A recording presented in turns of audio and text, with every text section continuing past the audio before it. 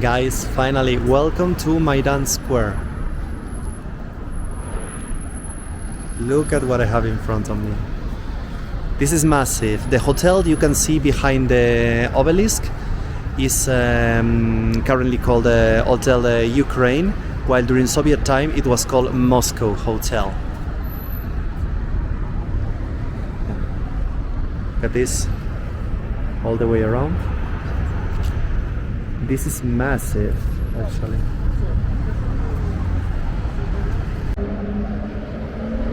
This is a fountain here in the middle of the square, and it's actually very nice. And here, right next to the obelisk, there seems to be like a sort of outdoors museum in which they commemorate several scenes of the recent history of Ukraine, especially about 1991, in October 1990.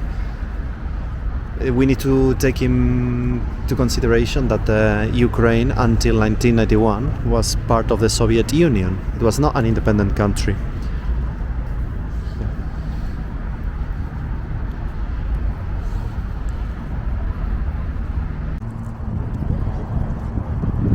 So something I like about this square, guys, is that it has so many different levels, and on each level there is definitely something to see.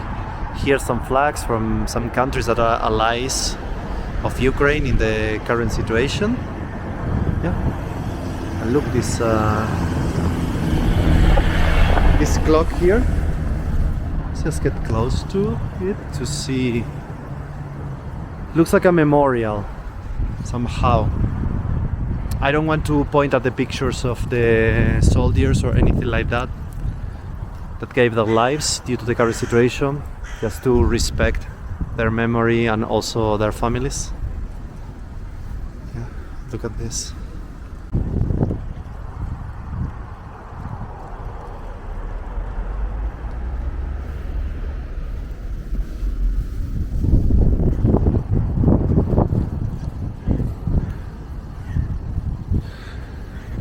Hello guys, another view of the Hotel Ukraine,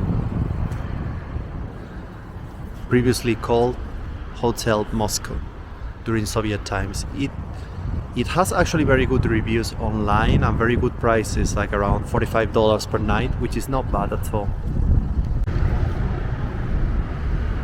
And this is probably one of the most beautiful spots in the city, which means I love Ukraine. And there is all those flags. Each one of them represents a soldier that actually died during this current situation. As you can see, not all the flags are Ukrainian. There are flags from so many countries, just to give an idea about the atrocity that is being committed right now in this country.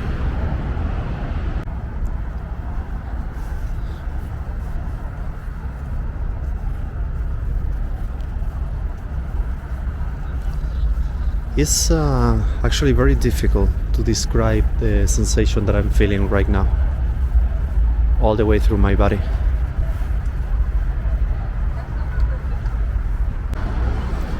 So guys, we're just making our way to a restaurant, and look at this building that I found here. Super original. I think I read something about it on the internet, but when you see it in person, it's even more impressive. Yeah. Look at this. Very old Soviet style, all over the place. So guys, this is what we are going to be having today. It's called borscht, and it's very typical from several different countries in Eastern Europe. It's basically a beetroot soup with potatoes, sour cream and meat. And at the same time we're gonna have this, I don't remember the name, how was this called? Chicken here. It's a chicken here, and it's very typical from here, from Ukraine. I had it with vegetables, while my colleague, for example, is having it with smashed potato. Bon appetit! So yeah guys, as you realize, we had a very nice meal, but the best part is it was traditional Ukrainian food, very good quality, fresh ingredients, and it only cost me the equivalent to €6, 5.80 concretely. And guys, we have just reached St. Sophia Cathedral. right here in front of me. It's a very beautiful place. Actually, the cathedral is the one by the side. This really tall building right in front of me is just a bell tower. But look around myself.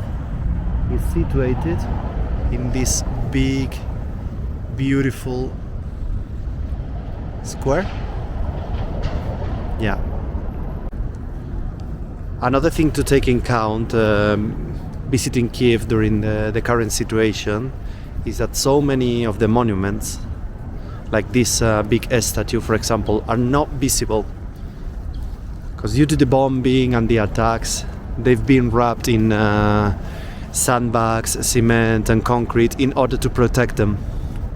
So yeah, right now some monuments are not really visible, but this must be stunning when uncovered.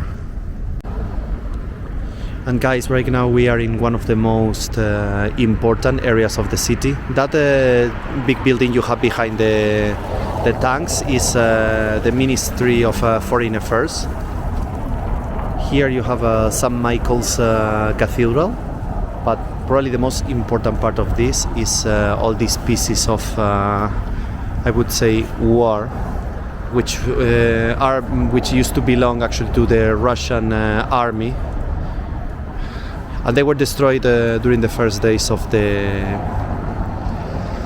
conflict, and they were brought here just to symbolize the pride that Ukrainians have.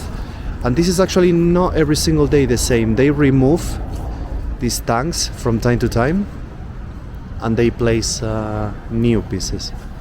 You even have a missile right there. I think that's one of the ones that fell down a couple of nights ago.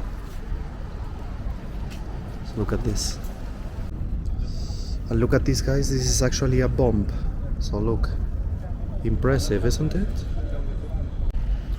And these are some of the tanks, guys. Look, they are massive, some of them. And all the time we see a lot of people coming here to leave some flowers. Probably they've lost friends or family members in the combat. So guys, these are some of the mosaics at the entrance of the cathedral. Look at how beautiful it is. The majority of the population here in Ukraine are actually Orthodox Christians, unless you go to the western part of the country where most of them are actually Catholic. Guys, just to give you an idea about what the inner part of a tank looks like. Of course, this one has been completely dismantled, but it can give a fair idea about it. This one is not for combat, it's only for transport. But this one next to it is actually for combat. So let's see if we can get a good picture on the inner part. Look at this. Believe it or not, that could be up to 8 people inside one of these ones. And here you have this one, which of course is not a military one, but sadly something we've seen in this conflict is also some civilians have been attacked, and also the vehicles. The picture from here is actually even more clear, because this is one of those trucks that is used in grain plantations to collect all the grain, and even this one was attacked. Yeah. Actually, Ukraine is the first producer of grain in Europe. It's actually considered Europe's grain store.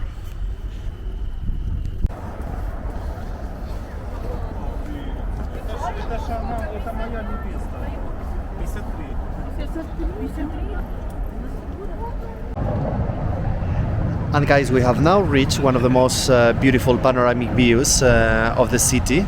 We will cover later on what that monument is, but now look at this.